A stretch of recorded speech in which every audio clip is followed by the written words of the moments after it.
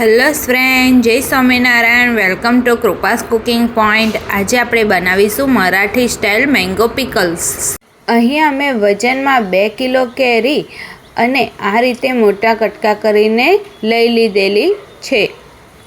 હવે આ રીતે મોટા વાસણમાં આપણે બધી કેરીને ટ્રાન્સફર કરી દેવાની છે. કેરી ટ્રાન્સફર થઈ ગઈ છે. હવે તેમાં 2 ચમચી જેટલું મીઠું એડ કરીશું. ત્યારબાદ તેમાં હળદર પાવડર એડ કરી દેવાનો છે. હવે તેને બરાબર રીતે મિક્સ કરી દેવાનું છે કે હળદર અને મીઠું એક સરસ રીતે બધી કેરીમાં કોટ થઈ જાય તે રીતે મિક્સ કરવાનું છે.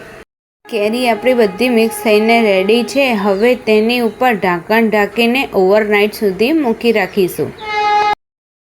કેરીમાં રહેલું હળદર અને મીઠાનું પાણી મેં અહીંયા કાઢી દીધેલું છે. તેને 2 થી 3 કલાક માટે એક કાપડમાં સૂકવીને રેડી કરી દીધેલી છે. હવે તેમાં મસાલા એડ કરી દઈશું. અહીંયા મેં 2 કિલો કેરીમાં 100 થી 150 ગ્રામ જેટલા રઈના કુરિયા લીધેલા છે. ત્યારબાદ તેમાં આપણે બેડેકર મસાલો જે મરાઠી લોકો યુઝ કરે તે 200 ગ્રામ જેટલો મેં અહીંયા લઈ લીધેલો છે. હવે તેને બરાબર મિક્સ કરી દેવાના છે. એક સરખી રીતે મિક્સ થાય તે રીતે મિક્સ કરવાનું છે. તમે જોઈ શકો છો કે બરાબર રીતે મિક્સ થઈ ગયું છે. હવે આ રીતનું ગરમ કરી અને ઠંડુ કરેલું તેલ આપણે તેમાં એડ કરીશું. જેટલું જરૂર પડે તેટલું જ એડ કરવાનું છે. ત્યારબાદ તેને પણ આ રીતે મિક્સ કરી દેવાનું છે. જો તમને અહીંયા લાગે કે મારે તેલની જરૂર છે તો તમે તેલ અહીંયા પણ એડ કરી શકો છો. તમે જોઈ શકો છો કે અહીંયા બરાબર રીતે મિક્સ થઈ ગયું છે.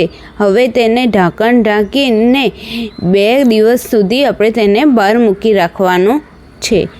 તો કેરીમાં બધો મસાલો પ્રોપરલી રીતે ચડી જશે. તમે જોઈ શકો છો કે 2 દિવસ પછી કેરીનું અથાણું આ રીતે બનીને રેડી થઈ ગયું છે. તમે જોઈ શકો છો કે એકદમ મસ્ત રીતે બનીને તૈયાર થયું છે. હવે તેને આપણે બરણીમાં ભરી દઈશું. આ રીતે અથાણાની બરણીમાં કાં તો કાચની કોઈ પણ નોર્મલ બરણીમાં પણ તમે અથાણાને ભરીને સ્ટોર કરી શકો છો. તૈયાર છે આપણું મરાઠી સ્ટાઇલ અથાણું. જો તમને મારી રેસિપી ગમી હોય તો મારી ચેનલને લાઈક કરજો, શેર કરજો અને સબસ્ક્રાઈબ કરજો.